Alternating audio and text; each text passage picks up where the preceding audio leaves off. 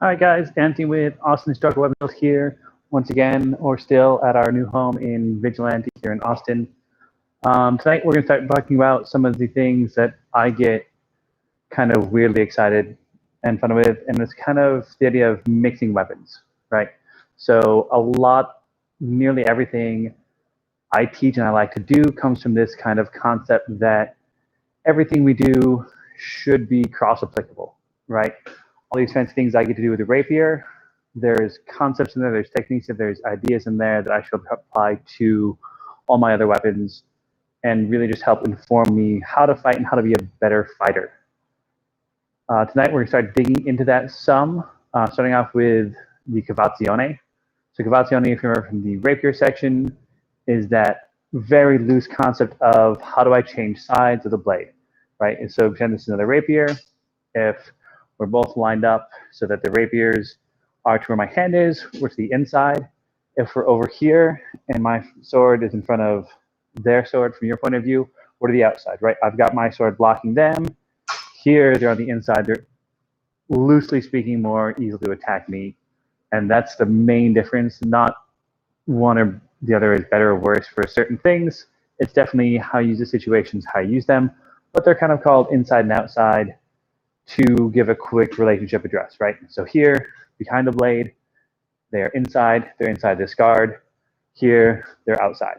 Both you can attack from without an issue. It's just being able to address the weapons properly and kind of to figure out how to work from there. In Fabrics, in most rapier, the cavazione, or whatever they call it in other languages, other systems, this idea that I'm on one side of the weapon, I want to wind up on the other, right? So I start inside, I come to the outside.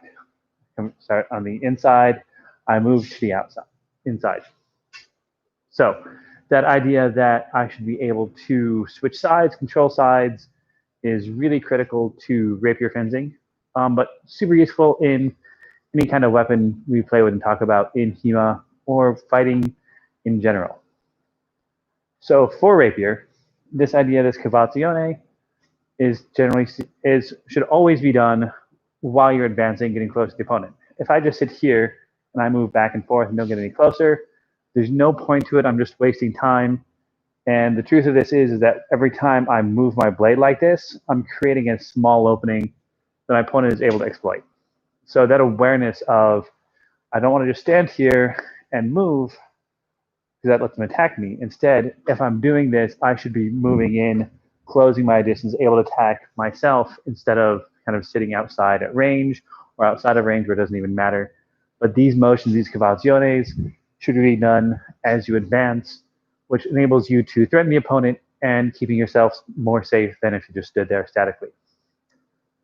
Digging into this more recently, I've got a much better idea of the timing of when the cavazione should be being done, and that's kind of what I'm exploring tonight, of the timing of this with the rapier and how I can pull this into other weapons ranging from longsword, single sword, and if I'm feeling Avengers, I might play with the dagger a little bit as well. So with rapier, if you recall or watched, the idea of finding the opponent's blade is important as you close distance. So we have this idea of how far away we are as these motions start to happen. But the important thing is that I want to confine and can basically constrain their weapon, get my strong next to their weak, get my weak away from their strong, ideally on target so I'm able to make an attack. From there, though, we don't have a whole lot of lost video. And now it's back.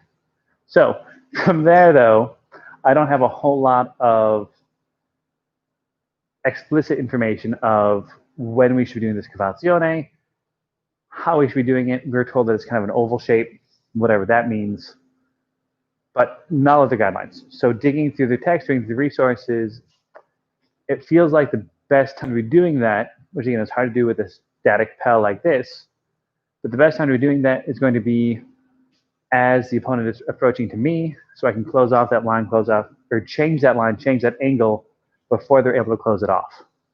So what would that look like is if we pretend my opponent is about to find my blade, and as they're in that motion, as they're coming up, I'm just switching this line, getting close to them in the process, and putting them where they're not expecting to be.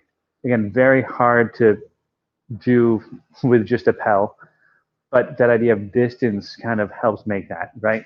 So if I'm here, if I'm approaching to this side, I should be able to, at will, switch which side of the blade I'm on and move through there. The interesting thing about this is assuming their sword isn't just static and forward, it makes the cavazzone motion much easier. I know I was shown when I first started playing with rapier that it should be this dip and moving in, or this raise and moving in, something like that. But if we're assuming their sword isn't online yet, it's not there to deal with, right? If their sword is ultimately coming up to shoulder height to this position, now it's all the way down there. I don't care what it's doing. I can just step through and move and control things, which isn't to say I should be ignoring what their blade is doing, but my timing should be that no matter what they do, they're not able to wound me as I'm stepping and making my own attack.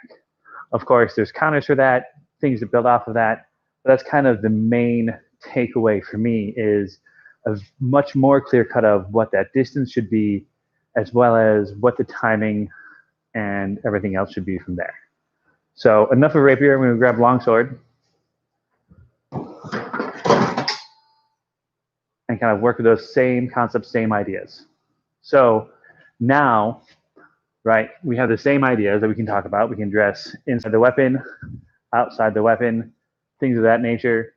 If you've done longsword, you definitely know there's pros and cons of each and attacks you can do from each. But the fact of the matter is that this center position, right, assuming they're trying to fight for it or in it, or they're in long point already, it definitely changes the feel of the fight, the motion of the fight, and really dictates what happens next. So if you're able to pick that and choose that engagement without your opponent doing it, it's definitely a whole different set of options and tools to start playing with, and ideally catch your opponent off guard and working from there. So one of the first things when I see this setup that I think of is we have special cuts that can deal with this, that kind of act like I'm coming across to the outside, but maybe instead of staying to this side, maybe I want to act like I'm not going to do that and switch instead. So kind of the opposite set of things and kind of playing with that idea. So one example of this, one way to play with this, is instead of throwing this cut here or this cut here, we line up on the inside of the weapon and press them to your left. And you can cross like that and deflect to the outside, putting them outside and able to work from there. So real simple, just basically effectively a krum pao, maybe a bit more pronounced than a krum pao would be, which is coming in as you step, coming across from there. Other things you can start doing to play with this is switching up the footwork. One of the big things they had in rapier was if whenever you're doing these cavazzones, even attacks, you're always seeing this broad offline step, right? Definitely turning out the hips more, walking offline. You often see them in pictures with the feet fairly lined up. And that's something we can also steal and apply to the longsword in that same motion as well, right? So now instead of just cutting across and displacing and staying in line, now I can make this cut as I step across, really block out, and now I've closed off the line and changed the line at the same time, which are, when you break it down, the whole point and the uses of the cavazione in the rapier. Other options, I can start doing the opposite, right? If I start off to the outside, where again, base of the sword is here, I know I can rotate and do weird things with a long sword, but at the heart of things, we are to the outside of the blade now. I can make those same motions start to happen, where maybe I look like I want to bind out and press, or step through and close off the line there. But instead, as I do it, I'm going to make a very similar motion we had before, that kind of unwinding, pressing through to move that way. Other options I can do is I can just literally drop down and change. So instead of looking like this, I can drop the point and bring it back through and start playing with those options. Again, not super exciting or super useful on a static Pel, but it definitely starts to get that point across. I'm going to change it real quick to that upright lock position, like it's post cut. I think there's some fun things to play with from there. Of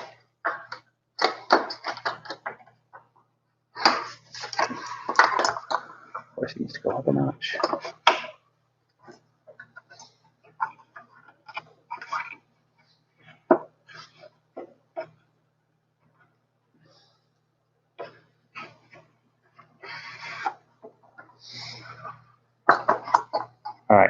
So I've got it coming in as if from a cut.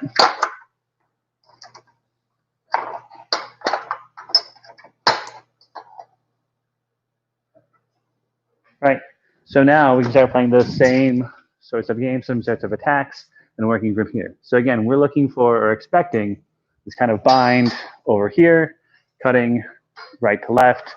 They're cutting right to left. Nice neutral bind from this position. I can start playing those same games though, and even if they're cutting from right to left, if I move offline, I can cut behind really easily. If you're familiar with this Vertical, this is a great displacing motion from here. You do this with just a simple step and falling underneath, but really just change that expected line of attack. So instead of just coming in the standard cut, start throwing cuts from opposite sides, whether from above, from below, and really trying to use that footwork to pick those angles up as well, right? So that's another really useful, really easy example of how you can start playing with this idea of changing the line, changing the angle, changing the attacks. Conversely, if we're in long point and they're coming with a cut, we start doing the same things. And this is where this comes really into play a lot. And I see a lot of people doing this, myself included. It's almost always really quick tip work, just dropping the point, switching sides, things like that. And really digging into the rapier more makes me appreciate and realize that instead of doing this dip here, right, where I just drop and maybe single step in with my attack, instead, I ought to be just stepping and pressing out, right? Step with either foot and really start to change those angles, change those lines more dramatically than just by engaging through. Related to this and really tying strongly into the rapier, last thing before we move on, is if I can time this in mid-cut, instead of trying to time the dodge of the cut to come through, if I can time this right, I can just void the cut by stepping in, right?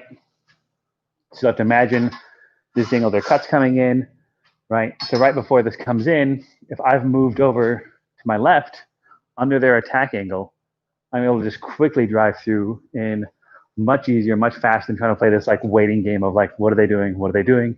Instead, I just move in under their angle, able to attack much, much more quickly, much easier as I come through, right? I can even do it with a wind, going up high, cutting in low, covering myself in the process.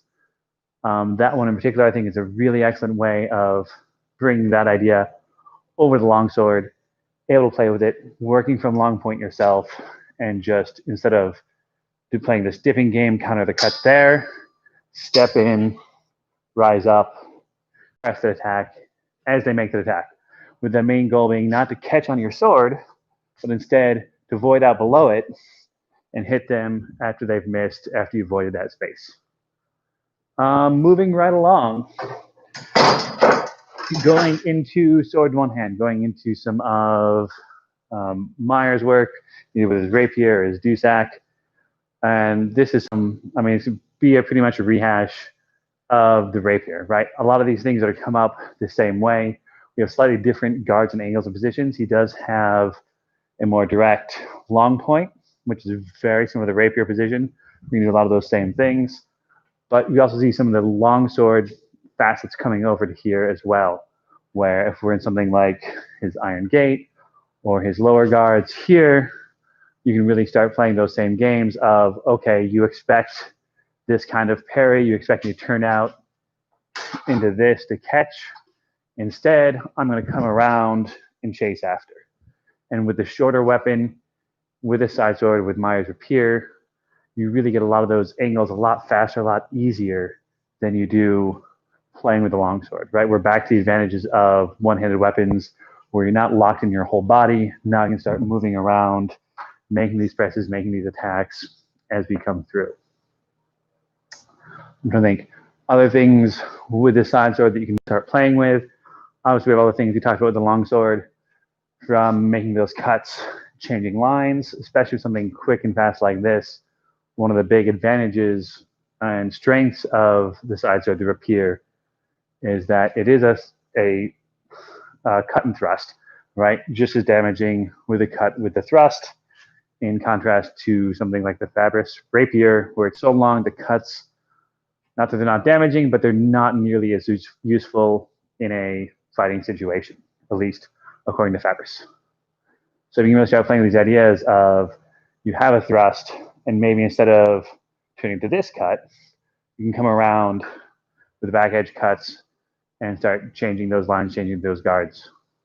So that cut and thrust concept really comes out against mesh spine. So the cut here, and there's something he talks about a lot, both in this and the Dusak, right? I can cut this short if we're gonna bind, and I turn this into a thrust, right? Likewise, the opposite is true. If my thrust is about being blocked, I can turn this over and bring that through there. I haven't done enough rapier to argue or state certainly that he says to go to the same opening, but there's no reason we need to, no reason we have to, right? If this thrust is being parried wide, this cut may or may not be as useful. But if I can take this thrust, pull it wide, and change my line with that, with a step, using my footwork to really help control and dictate where I'm moving, how I'm moving, I can do a lot more fun things, set the thrust first, right? Set the thrust, pull around, come around with that step, versus falling off to this side. Just being able to use that footwork to come through, change your angles, change your sides. Same with the thrust. Right here, this is your most common by far. You stop that cut, turn into a thrust, go high, avoid the cut altogether. But you can just as easily pull it around and thrust into the opposite side openings. So,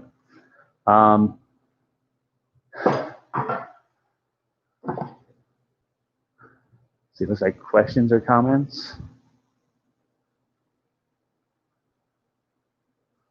So, playing a little bit more, a little bit of dagger stuff. Definitely not prepared, thought about this as much. Be much harder to demonstrate with a longsword in my face. But the motions are definitely still there, still true about making lines, moving lines, switching things out. So, working from close, right? So again, just working out of ice pick grip from here. As I attack, everyone has these, familiar with these, and of course the easy parry with the opposite hand makes it difficult to work around and work through. We've done in the past a lot of work really talking about this idea of the deceit or the failure with the dagger. And if you really sell it, you come in like this, I step through, as the attack comes in, I will drop, change my line, change my thrust. I can start doing those similar things, switching my footwork to be lateral offline as well, to the point where I can start using both of my feet instead of just the one. So I can throw up this, as I make that attack, as I pull around, I can start leaning well to my left side, attacking the opposite side of the body as well. And what this benefit is I'm going to be able to void my own body out of their attack, right? If I somehow miss my parry, if I come in here and I'm going to do this, this is great if I'm able to catch and control their weapon. If I'm not, or if it's moving, or I see the opening, I can start bringing myself down and around and going to the opposite side of the body and working those angles. Same thing to be applying if I'm doing left side cuts, left side thrust rather, across here. I can start using my footwork to pull myself through. I can really commit this attack, and then as I deceit, as I would stab here and lean forward, because I'm so close to that dagger, I can then duck in here instead, and really making that attack here to there to attack to the other side, to the ribs. I hope that made sense and came across clearly in this. Really, the whole goal was here was kind of looking at the idea of that cavazione, the idea of I can change line with my footwork while my opponent is moving to engage. Where that movement to engage is something